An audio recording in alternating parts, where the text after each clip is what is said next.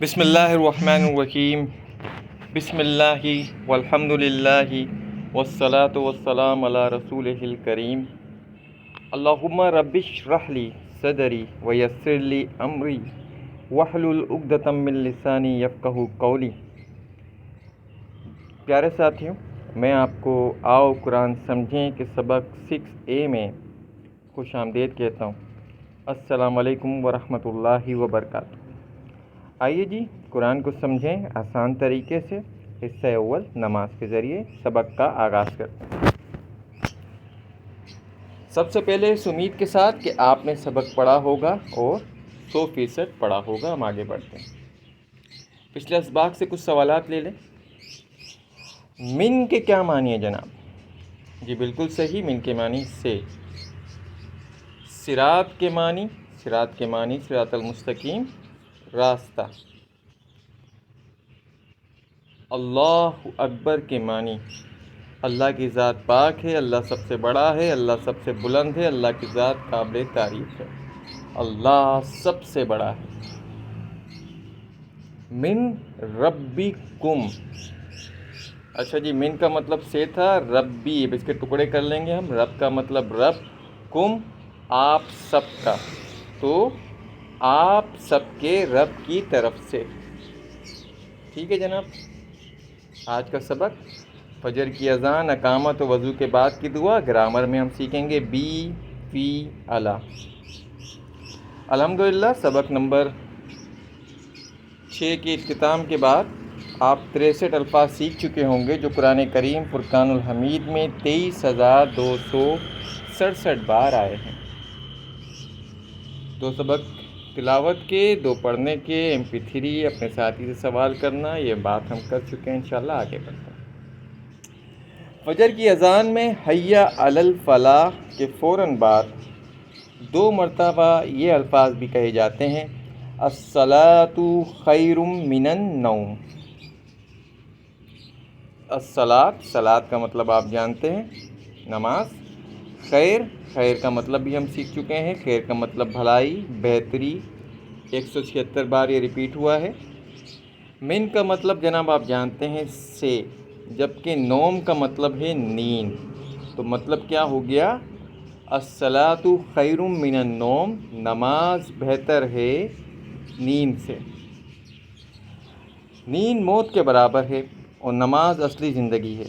نماز اللہ کو پکار ہے اور نیند ہمارے نفس کی پکار ہے۔ نیند جسم کے لیے راحت ہے اور نماز روح کے لیے راحت ہے۔ نیند جسم کے لیے راحت ہے، مگر یاد رکھیے کہ صبح فجر کے وقت سونا جسم کے لیے راحت نہیں بلکہ نقصان دہ ہے۔ اکثر دل و دماغ پر بیماری کا حملہ صبح کے وقت ہی ہوتا ہے۔ صبح کے وقت جو فضا میں تازگی ہوتی ہے وہ جسم کے لیے بہترین ہوتی ہے۔ تو تصور، احساس اور دعا کے ساتھ پڑھیے، الصلاۃ خیر من النوم، بے شک نماز نیند سے بہتر ہے۔ نومکم کے کیا معنی ہوئے جناب؟ نوم کا مطلب نیند، کم آپ سب کی نیند۔ ٹھیک ہے جناب۔ نماز کے لیے اقامت کہی جاتی ہے تو اذان کے کلمات دہرائے جائیں، یعنی کہ حیا علی الفلاح کے بعد قد قامت الصلاۃ، یعنی نماز کھڑی ہو گئی۔ ٹھیک ہے جی، 2 بار کہے جاتے ہیں۔ قد کا مطلب کیا ہوتا ہے جناب؟ قد کا مطلب ہوتا ہے البتہ، تحقیق، آلریڈی۔ قامتی مطلب کھڑی ہو گئی۔ صلاح آپ جانتے ہیں نماز۔ قد تقریباً 406 بار قرآن کریم میں ریپیٹ ہوا ہے۔ تو قد قامت الصلاۃ، البتہ کھڑی ہو گئی نماز۔ اذان اس بات کا اعلان ہے کہ لوگ نماز کے لیے مسجد میں آئیں۔ اقامت ان لوگوں کے لیے نماز کے شروع ہونے کا اعلان ہے جو مسجد میں آ چکے ہیں اور نماز کا انتظار کر رہے ہیں۔ وضو کے پہلے اور بعد کے اذکار۔ بسم اللہ، وضو سے پہلے بسمی کا مطلب نام سے، اللہ کے نام سے، یہ ہم شروع میں بسم اللہ الرحمن الرحیم میں سیکھ چکے ہیں۔ رسول کریم صلی اللہ علیہ وآلہ وسلم نے فرمایا، تم میں جو کوئی بھی دھیان سے وضو کرے اور پھر یہ دعا پڑھے تو جنت کے 8 دروازے اس کے لیے کھول جاتے ہیں، وہ جس سے چاہے داخل ہو جائے۔ کیا دعا ہے جناب؟ اشہدو میں گواہی دیتا ہوں، ان کہ لا الہ نہیں ہے کوئی معبود الا اللہ سوائے اللہ کے۔ اچھا جی، اس کی تشریح اذان کے سبق میں ہم گزر بھی چکی ہے، ہم پہلے اس کو سیکھ بھی چکے ہیں۔ موت کو یاد رکھیے، جس کا آخری کلمہ لا الہ الا اللہ ہوگا وہ جنت میں داخل ہوگا۔ قریب المرگ شخص کو لا الہ الا اللہ کہنے کی تلقین کیجیے۔ تو اشہد ان لا الہ الا اللہ میں گواہی دیتا ہوں کہ نہیں ہے کوئی معبود سوائے اللہ کے۔ ہم نے آپ کو ایمرجنسی ڈاکٹر کی بات بتائی کہ اپنے سروس کے دوران اس نے شاید 10-12 لوگوں کو اپنے سامنے مرتے دیکھا، ان میں سے صرف 1-2 لوگوں نے کلمہ لا الہ الا اللہ پڑھا۔ تو اس کلمے کی اہمیت کو ذہن میں رکھیے، اگر اللہ کا ذکر زبان پر رہے گا تو مرتے وقت بھی کلمہ انشاءاللہ نصیب ہوگا۔ اس کی ایک چھوٹی سی پریکٹس ہے جو الحمدللہ اللہ پاک نے مجھے اس پہ ڈال دیا ہے، تو آپ کو بھی اللہ پاک اس میں ڈالے کہ میں روزانہ سونے سے پہلے ایک مرتبہ اس کلمے کا اعادہ ضرور کرتا ہوں۔ اللہ پاک سے دعا کرتا ہوں کہ مرتے وقت بھی یہ کلمہ اپنے لطف و کرم سے ہماری زبانوں پر جاری فرما دیں، آمین۔ وحدہ وہ اکیلا ہے، واحد احد توحید، لا شریک نہیں ہے کوئی شریک، شریک کی جمع شرکا، 40 مرتبہ یہ آیا ہے جناب۔ شریک حصہ دار پارٹنر، شریک شرکا شرک سے مشرک، لہو اس کا یا اس کے لیے، تو وہ اکیلا ہے نہیں ہے کوئی اس کا شریک۔ اس کی وحدانیت کا پھر سے دوبارہ دوسرے الفاظ میں اقرار کل 3 بار۔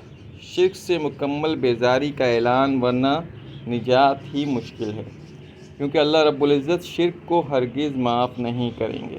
شرک کی خطرناکی کو ذہن میں رکھتے ہوئے پڑھیے وحدہ لا شریک لہ، تو تصور، احساس اور دعا کے ساتھ پڑھیے وحدہ لا شریک لہ۔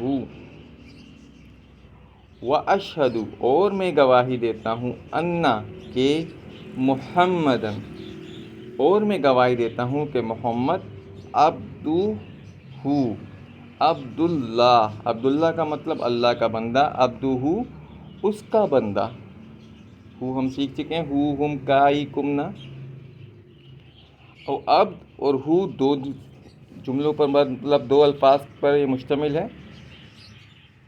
عبد کی جمع عباد، 125 بار یہ آیا ہے، عباد اللہ الصالحین سے آپ کو یاد آئے گا یہ۔ رسول اب اس کے بھی 2 ٹکڑے کر لیے جناب، رسول اور یعنی کہ اس کے رسول۔ اور میں گواہی دیتا ہوں کہ محمد صلی اللہ علیہ وآلہ وسلم اس کے بندے اور رسول ہیں۔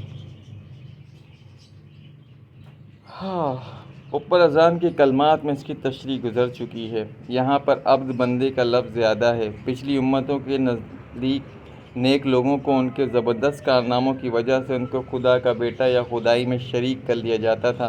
یہاں محمد مصطفیٰ احمد مجتبیٰ صلی اللہ علیہ وآلہ وسلم کے حقیقی مرتبے کو بیان فرما کر اور اس پر ہر مومن سے روزانہ ہر نماز میں شہادت دلوا کر اس امت میں شرک کے دروازے کو بند کر دیا گیا ہے۔ ہم سب کو اللہ نے بنایا اور اس دنیا کی ہر چیز کو بھی، اس لیے ہم کو اس کے سچا بندہ بن کر رہنا چاہیے۔ محمد صلی اللہ علیہ وآلہ وسلم اللہ کے سب سے بہترین عبد یعنی بہترین بندے ہیں، اور ہمارے لیے اسوہ حسنہ یعنی کہ بہترین نمونہ ہیں کہ جن کو فالو کیا جائے۔ تو میں گواہی دیتا ہوں کہ محمد صلی اللہ علیہ وآلہ وسلم اس کے بندے اور رسول ہیں۔ عبدہ کا مطلب بتائیے؟ جی جناب، عبد کا مطلب بندہ اور کا مطلب اس کا، تو اس کا بندہ۔ اچھا جی، اللہم کے معنی ہم نے کیا سیکھے تھے؟ اے اللہ، اجعلنی یعنی کہ بنا دے مجھے، اجل کا مطلب بنانا، بنا دیجئے، یہ پہلے امر ہے، یہ ہم آگے سیکھیں گے، مجھے، اے اللہ بنا دیجئے مجھے، من کا مطلب سے، اب یہ توابین ہے توبہ کرنے والوں میں سے، تابہ کا مطلب ہوتا ہے پلٹنا، تائب پلٹنے والا، تواب بار بار پلٹنے والا، تو مجھے خوب توبہ کرنے والوں میں سے بنا دیجئے۔ وجعلنی اور بنا دیجئے مجھے، منل سے، من کا مطلب سے، متطہرین پاک صاف رہنے والوں میں سے۔ تو اللہم اجعلنی من التوابین، اے اللہ بنا دے مجھے خوب توبہ کرنے والوں میں سے۔ انسان بار بار غلطیاں کرتا ہے، نہیں کرنے کا کام کرتا ہے، یا کرنے کے کام صحیح طور سے نہیں کر پاتا، اس لیے شدید ضرورت ہے کہ وہ بار بار توبہ کرے۔ توبہ کی شرائط یہ ہے کہ انسان غلط کام کرنے سے رک جائے، غلطی پر شرمندگی کا احساس ہو، آئندہ نہ کرنے کا پختہ ارادہ ہو، اور جن کا حق مارا گیا ہے وہ بھی واپس لوٹا دے۔ پاکی سے مراد لباس اور مکان کی پاکی، عقیدے اور خیالات کی پاکی، بلکہ ہر قسم کی پاکی اللہ کریم نصیب کریں۔ تو تصور، احساس اور دعا کے ساتھ پریکٹس کرنی ہے جناب۔ اللہم اجعلنی من التوابین واجعلنی من المتطہرین، اے اللہ بنا دے مجھے خوب توبہ کرنے والوں میں سے، اور بنا دے مجھے پاک صاف رہنے والوں میں سے۔ اجعلنی کے معنی بنائیے جناب، بنا دے مجھے، بنا مجھے، بالکل صحیح۔ التوابین، خوب توبہ کرنے والے۔ جو وضو کے بعد دعا پڑھے گا تو اس کے لیے جنت کے 8 دروازے کھول دیے جائیں گے۔ المتطہرین کے معنی ہے وہ لوگ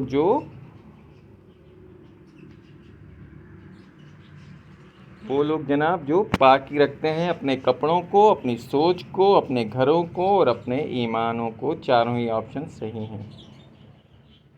سچی توبہ کا طریقہ کیا ہے جناب؟ گناہ کو چھوڑ دینا، آئندہ نہ کرنے کا عزم کرنا، ندامت محسوس کرنا، دوسروں سے جو بھی غلط طریقے سے لیا گیا ہے اسے لوٹانا، یعنی کہ چاروں ہی شرائط ہیں۔ وضو کے بعد کی دعا میں توحید پر زور دیا گیا ہے 3 بار۔ اچھا جی، اب ہم بریک لیتے ہیں، بریک کے بعد انشاءاللہ ہم گرامر والا پورشن کریں گے، تو تب تک کے لیے اجازت۔ سبحان اللہ والحمد للہ ولا الہ الا اللہ واللہ اکبر ولا حول ولا قوۃ الا باللہ العلی العظیم۔